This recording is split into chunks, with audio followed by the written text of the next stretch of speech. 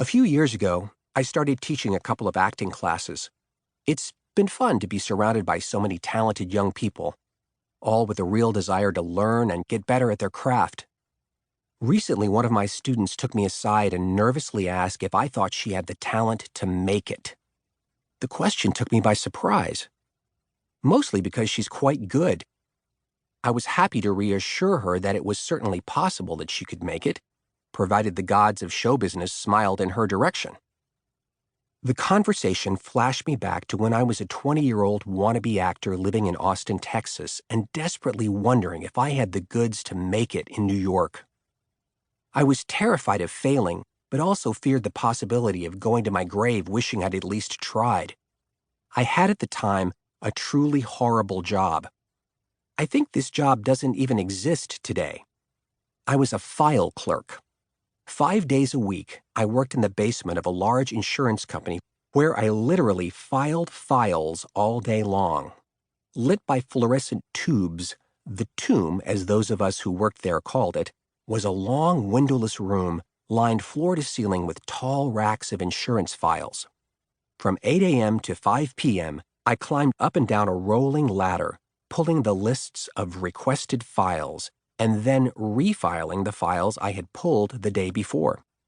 It was grim, mind-numbing, soulless work, and it was the perfect job for me.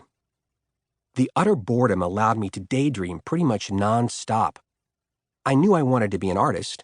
I knew I wanted to make something of myself. Yet I also knew I could be totally comfortable staying in Austin.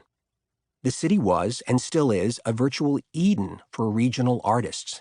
There was always plenty to do and see and hear. Yet part of me desperately wanted to measure myself against the big-timers in New York. Austin could never offer stardom. They didn't give Oscars, Emmys, or Tonys for Best File Clerk. At the time, I was also appearing in a play at one of the local community theaters. It was a British drawing room comedy, one of those old chestnuts you could bring your grandmother to without being worried that someone would say the F word or take off their clothes. One night, I arrived at the theater completely exhausted after 8 hours of nonstop filing. I was cranky and depressed and felt, at age 20, that my life was already over. Who was I? Just another penniless college dropout with no game plan. I pulled on my costume and trudged out to the wings.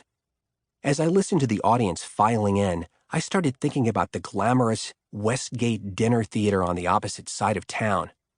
It was an equity house that booked professional touring shows. I knew that at this very moment those actors were also standing in the wings waiting for their performance to start. The difference was they were getting paid. Were they more talented? Were they more driven? Did they have connections? I knew that dinner theater wasn't exactly the big time, but it looked pretty damn good from where I was standing at the moment. As the house lights went down, I tugged at my uncomfortable collar. Who was I kidding? Our little amateur production now seemed shabby and embarrassing. My back hurt from climbing a ladder all day. I had paper cuts on 9 of my fingers. All I wanted was to get this over with and go home. Hearing my cue, I sighed and marched dutifully out on stage.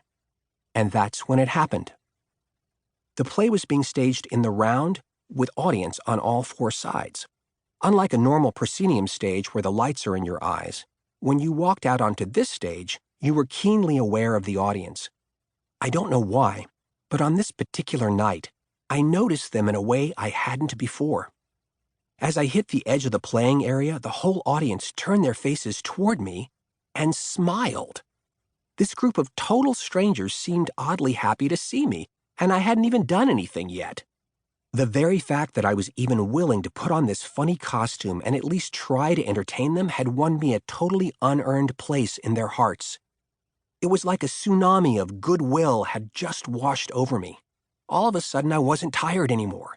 A bolt of energy shot through my body, and I dove into delivering the best comic performance I could muster. The rest of the evening seemed magical. The cast landed every joke, every sight gag. The applause went on longer than usual, and we managed to steal an extra bow in our goofy period costumes. A few people even waited in the lobby to shake our hands. That night, as I steered my dented Buick out of the parking lot, I knew that if there was even a ghost of a chance I might be able to do this for a living, I had to pursue it. I was going to New York to be an actor. 7 months later, on a song and a prayer, I did.